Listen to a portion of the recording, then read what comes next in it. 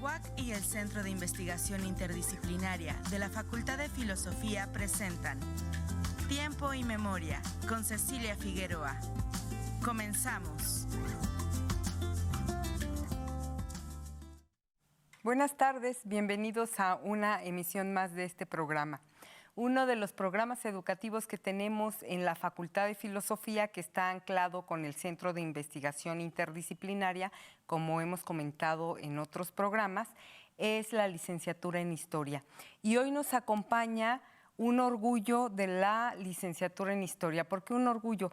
Pues porque es un licenciado en Filosofía, pero que desde que estaba en formación, ahorita nos va a platicar cómo, se dio cuenta del talento que tenía y pues resulta que ahora es nada menos que Premio Nacional de Cuento Breve. Este es un premio que otorga la Universidad de Coahuila, ya nos contará con qué instancias, y él fue acreedor a este importante premio. Por eso hemos decidido que esté hoy aquí. Y primero le doy la bienvenida, ya le iba a hacer la primera, la segunda y la tercera pregunta. Hola, ¿cómo estás? Muy bien, Ceci. Alan Argüello, gracias por acompañarnos. Gracias por Además invitarme. tienes nombre de literato famoso, Alan Argüello. No, nunca lo había pensado. Oye, Alan, pues platicábamos fuera de cámara. En primer término, háblanos por favor de tu premio, de tu carrera. Eres muy joven y sin embargo llevas una carrera, yo creo que importante en el mundo de las letras.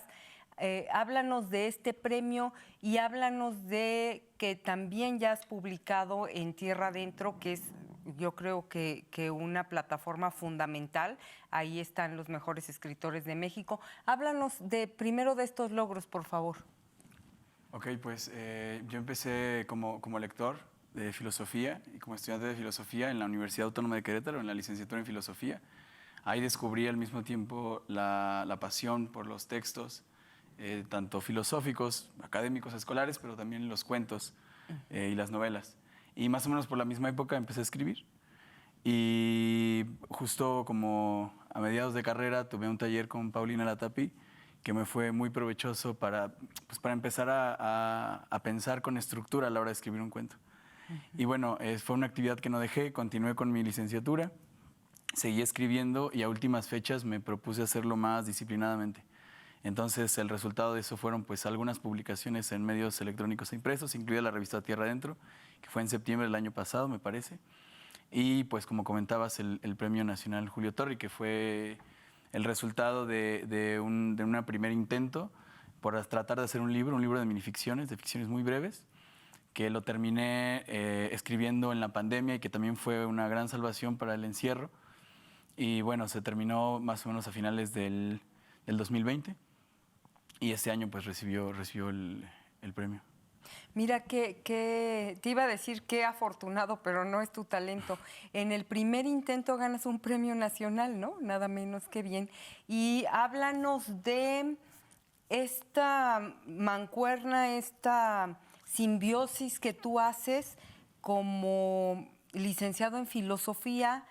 Te decía que obviamente en tus textos se nota la formación porque es una internalización. Cuando vamos a estudiar una disciplina, pues la idea, que te decía que a veces no siempre se logra, perdón, pero así es, la idea es internalizar ese conocimiento de la disciplina y entonces tú a donde vayas, hagas lo que hagas, actuarás, pensarás, estarás en el mundo, lo que quieras, criticarás, sonreirás como filósofo. Esa es la idea. Y en el caso particular tuyo te decía que se nota en lo que escribes, porque ahí está intrínseca la filosofía, pero no la filosofía esa densa que nos habla de Kant, de Hegel, de Platón, de cosas que para el común de los mortales como yo son infumables. No, tú haces este ejercicio de llevar, de aterrizar, de materializar, de llevar a piso, por decirlo de alguna forma, esta filosofía a través de la ficción. Háblanos de cómo es ese proceso. Pues ha sido muy natural, porque en mi desarrollo profesional como licenciado en filosofía, pues me tuve que valer de la divulgación de la filosofía. Como no encontraba clases en prepa, que era lo primero que me imaginaba que iba a hacer cuando saliera de la licenciatura, pues empecé a buscar y a tocar puertas, y una de esas puertas fue el Museo de la Ciudad. Entonces empecé a hacer cafés filosóficos, empecé a trabajar temas que veíamos en la escuela, pero que yo quería pues hacer más accesibles, ¿no? Nunca he tratado de escribir a propósito filosóficamente hablando, por así decirlo. Me parece que se puede volver artificial incluso. Pero bueno, en el libro que ganó el premio sí hay una sección de un filósofo que es Diógenes el Perro, donde yo básicamente hago una especie de parodia, ¿no? O sea, inevitablemente, aunque yo no lo haya querido, se han colado estas formas de ver el mundo, incluso una forma hasta, dice Borges, muy barroca de escribir, ¿no? Como quizá por esta intención que vemos en las licenciaturas, en las humanidades, como la puntualidad en el texto, las palabras que se utilizan. El filósofo licenciado en filosofía tiende a ser rimbombante quizá, ¿no? O quizá adornado en su lenguaje. Y bueno, pues es algo que se ha traducido. Pero también yo he querido entrar a la literatura por la literatura misma. Es decir, me interesa la ciencia ficción, me interesa el cuento fantástico, y me interesa también explorar estas formas que son particulares de la filosofía, que como dices, perdón, de la literatura, que se engarzan con la filosofía, que se pueden analizar filosóficamente, pero que no deja de ser una tradición separada, más tendiente hacia lo estético. Los filósofos pocas veces se han preocupado por eso, ¿no? Por eso a veces son infumables, como decías, quizá leerte un libro de Kant, un libro de Hegel, porque no hay una intención estética ahí. En cambio, el literato, pues sí quiere que el texto sea horrible o bello, pero que esté atravesado por un sentido estético. Sí, fíjate que qué bueno que tocas ese punto, porque coincido totalmente contigo. Los especialistas en divulgación, y te lo digo porque pues tú te dedicas a eso, a divulgar la filosofía, están ciertos de que la divulgación tiene que ser muy cercana al arte. Y tiene que, en ese sentido, tiene que tocar fibras muy sensibles en el otro. Porque si no tocas esas fibras desde la emotividad, desde el sentir, es algo que los especialistas en neurociencias han descubierto que para el punto de vista de los filósofos, de los científicos ortodoxos cuadrados, decimonónicos como darwinistas, debe ser terrible. Resulta que nada entra por nuestro cerebro que no haya pasado por la emoción. Entonces, eso es justo lo que tú haces. Y platícanos qué tipo de actividades realizas, organizas, que tengan que ver con la divulgación de la filosofía, además de estos cuentos breves, de estas historias de ficción. Pues las historias de ficción y los cuentos breves son mi producción artística, y el trabajo tiene que ver más con el ejercicio divulgativo. Yo empecé con un taller que se llamaba Filosofía para la Felicidad. Quizá muy pop el título, pero yo quería rescatar a los estoicos, a los epicúreos, a todos estos herederos de Sócrates, o que vinieron después de Sócrates, donde la filosofía era una forma de vida y donde lo que se pretendía con la filosofía era transformar la propia experiencia humana, ¿no? En el sentido espiritual, o sea, como tomando a la persona como conjunto, es decir, implicaba una transformación dietética de formas de pensar, de formas de habitar, de forma de comportarse con el otro. Entonces, eso ya de entrada me pareció a mí muy atractivo para mi propia forma de estar en el mundo, porque estaba atravesando una crisis emocional, y a partir de ahí empecé a diversificar los talleres. Me enfoqué en lo que llaman la práctica filosófica o la filosofía aplicada, tiene tantos nombres, que básicamente estos filósofos se preocupan por la forma. Es decir, ¿qué es lo fundamental de una pregunta filosófica, ¿no? O sea, ¿qué es lo fundamental de una interrogación filosófica? Más allá de la tradición en donde se han cristalizado diversos temas y preguntas filosóficas, tratan de escudriñar cuáles son las condiciones esenciales de todo filosofar. Y con eso se trabaja para estimular un pensamiento autónomo. Entonces, un ejemplo es el café filosófico, en el que yo como moderador hago una especie de censo sobre las preguntas con las que se trabaja, con las que se proponen, en el grupo. Las personas eligen una pregunta y trabajamos con esa pregunta en vivo y casi que improvisadamente, tratando de definir sus conceptos, reconocer sus implicaciones, encontrar un argumento que la responda. Entonces me he enfocado más en eso, pero es curioso porque justo hay una tradición filosófica que priva la razón frente a las emociones, ¿no? Como si filosofar implicara desapasionarse, por decirlo de algún modo. Y me parece a mí que como bien lo dices, una visión más integral implica también la experiencia emocional. Y creo que también por ahí la literatura tiene su peso, ¿no? Hay ideas filosóficas que se transmiten, digamos, desde un punto de vista racional, objetivo y argumentado, pero luego lees un cuento y lees, por ejemplo, a Borges en El Zahir, dice, el dinero es lo más inmaterial que existe, porque el dinero es tiempo futuro, puede ser un mapa, puede ser un café, puede ser un viaje. O sea, uno piensa el dinero como lo más material que existe y le da como un giro de tuerca y dice, no, es lo más inmaterial porque no es nada en sí mismo, es un símbolo, es un camino. Con el dinero te puedes comprar un libro de Epicteto que desprecie el uso del dinero, ¿no? Entonces es proteico el dinero. Y me parece que en la literatura tiene más como impacto de decir, wow, qué bonito lo dijo, ¿no? Pero bueno, trato de satisfacer mi necesidad de comunicar la filosofía, de volverla democrática, de llevarla a las calles y también mis intereses estéticos, en este caso. Ahorita tocas el tema de que estabas transitando por una crisis emocional y entonces por eso empezaste con esto de la filosofía y para como encontrando dónde está la felicidad, ¿no? Que es el tema de moda del siglo XXI. Como que el paradigma es ser feliz y si no eres feliz, suicídate porque es una cosa ya muy patológica, pero bueno.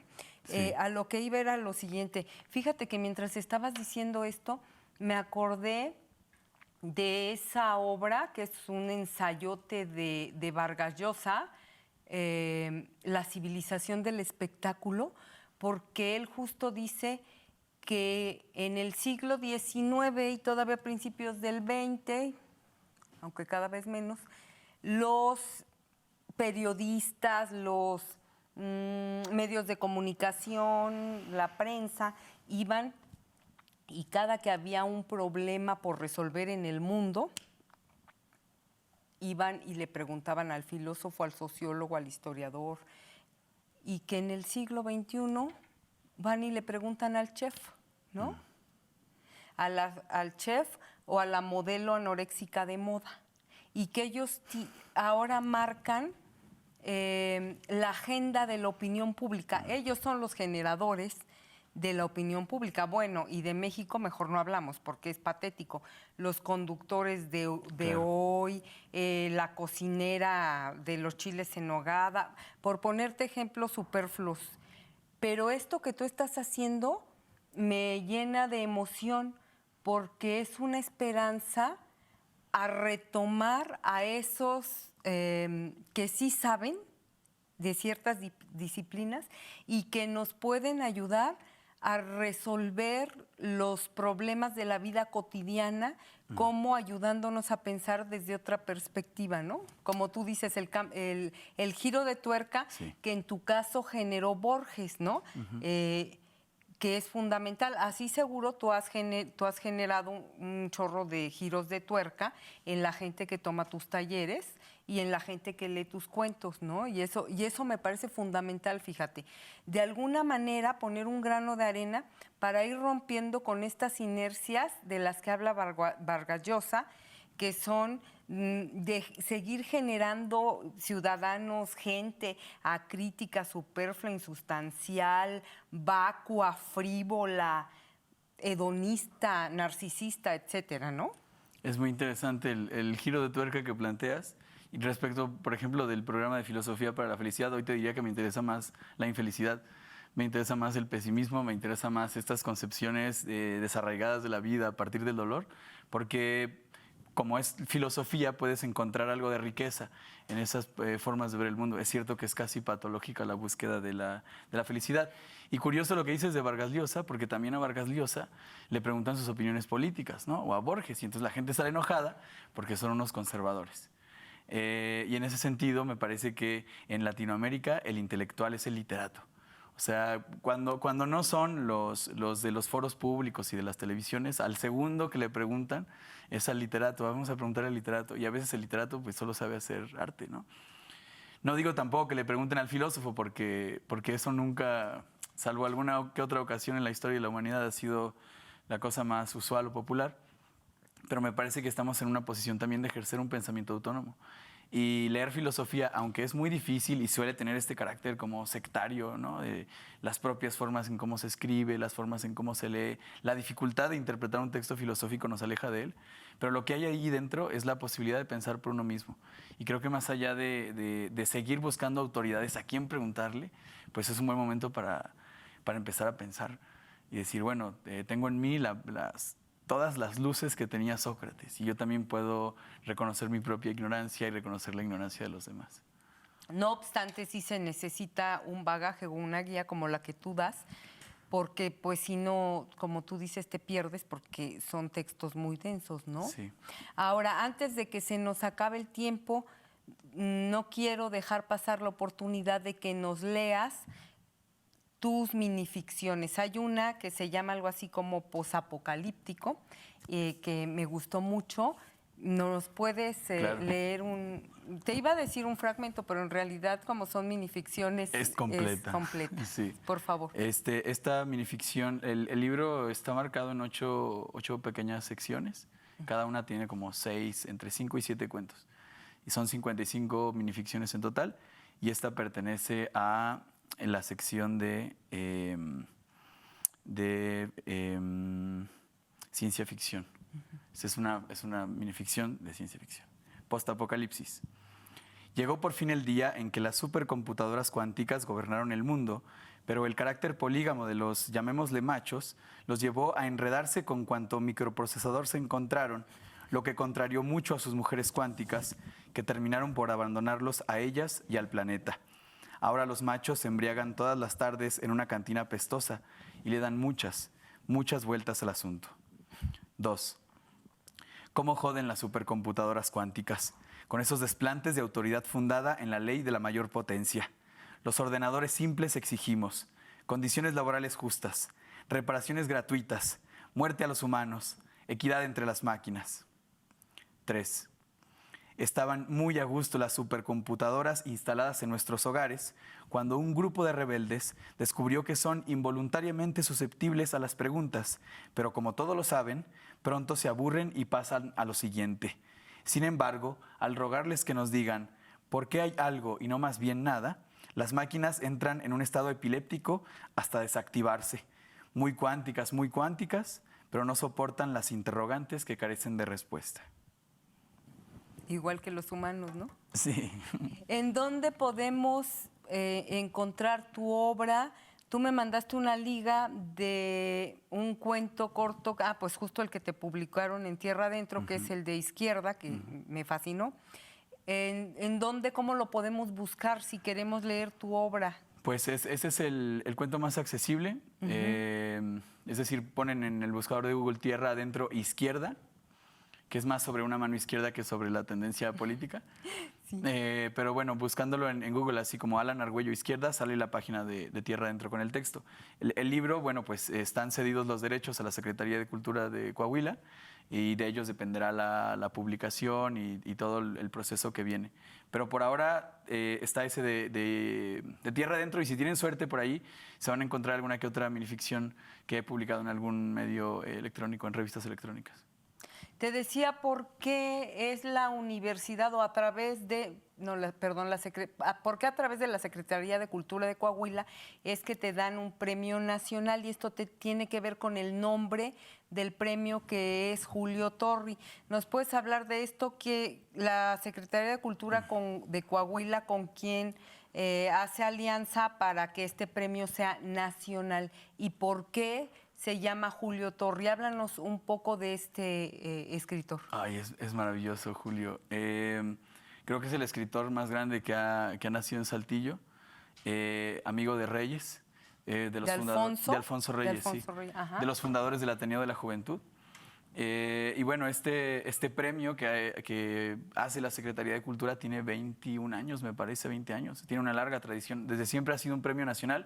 Al principio era un premio de cuento joven, donde no importaba la extensión, pero me parece que a partir de 2011 reformularon las bases del concurso para que fueran cuentos de 1 a 3 cuartillas, dado que el propio Torri era de una producción bastante fina, bastante escasa, no solo en volumen, sino también el tamaño de sus textos. Él, sin que exista como tal ya la corriente de las minificciones, él produce textos muy breves. Es de los fundadores, por así decirlo, de los pioneros de la minificción o del relato cortísimo. Entonces, este premio lo saca la Secretaría de Cultura del Estado de Coahuila, haciendo alusión a Torri. Y bueno, pues es un premio nacional que perteneció durante muchos años al INBA, a los premios del Instituto Nacional de Bellas Artes, pero ahora se alió con el Centro de Cultura Digital y tiene también está dividido en dos: el premio a obra inédita, que es la que escribí yo, que es un libro, y el premio de una pieza literaria en formato digital. Y se publicará este año en físico. Esperemos que sí. Todavía no han hablado conmigo, solo me hablaron para decirme felicidades, pero todavía no hemos aclarado los detalles de lo que viene a continuación. Ok.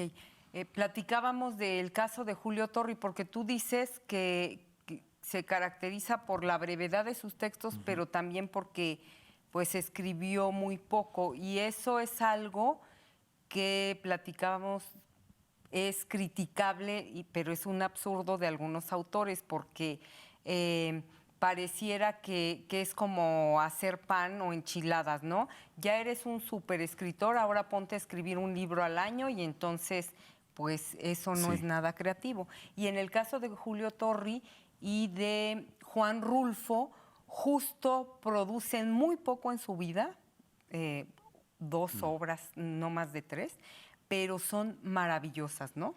Son... no sé si hubieran escrito más, hubiera sido de esa calidad, porque yo creo que lo que nos dejaron son pues su obra cumbre. ¿Tú qué opinas al respecto? ¿Tú qué sabes de literatura? Yo te estoy hablando como una lectora promedio. Me parece que lo dijiste muy bien. Hay una obsesión en el caso de Torri con la puntualidad. Hay cartas en las que Reyes le escribía y le decía, ya publica, o sea, publica ya, tienes buen material. Y Torri decía, después de los 26 años solo se pueden producir libros perfectos. Está obsesionado con la perfección. Y tú lees sus textos y te das cuenta de que cada sustantivo, cada palabra está usada con un propósito específico, y dado que es una minificción, tiene el peso de 100 palabras. O sea, cada palabra está puesta allí. Una de las características del cuento es que no le debe sobrar ni faltar nada. Pues en las minificciones de Torri se cumple cabalmente, justo porque estaba obsesionado con esto. Y yo creo que la obsesión cultural contemporánea de la que seguramente yo participo es la obsesión por publicar, más bien, ¿no? La prisa en ya quiero sacar mi gran obra, ya quiero que me lean, ya quiero que me publiquen. Y creo que Torri es un gran ejemplo de cómo a veces vale la pena esperar, vale la pena dosificar lo que uno saca a la luz, y pues era una persona bastante crítica con su propio trabajo, cosa que también es muy rescatable. Y otra cosa que es muy entrañable en tu caso es que ganas un premio nacional que otorga la Secretaría de Coahuila o el gobierno de Coahuila.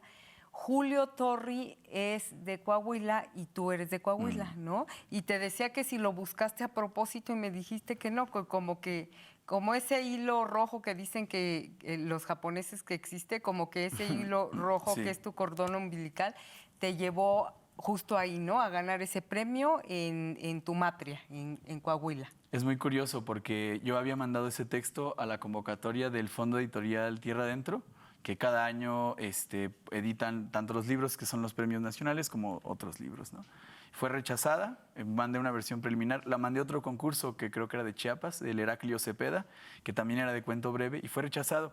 Y cuando vi el ganador del Heraclio Cepeda, porque vi la presentación en vivo, creo que era una ganadora, ella agradecía porque conocía a Heraclio de cerca, porque era un escritor chiapaneco y había estado en contacto con él. Y dije, si yo hubiera ganado el Heraclio Cepeda, yo hubiera dicho, ni conozco a Heraclio Cepeda. Entonces el premio viene a caer con un escritor con el que sí estoy familiarizado, al que le tengo muchísimo cariño y que además es un antes y un después en la historia de la literatura, sobre todo en el caso de la brevedad, ¿no? Entonces, sí, todo se juntó de que él fuera coahuilense. Yo creo que la palabra que mejor resume esto es el orgullo.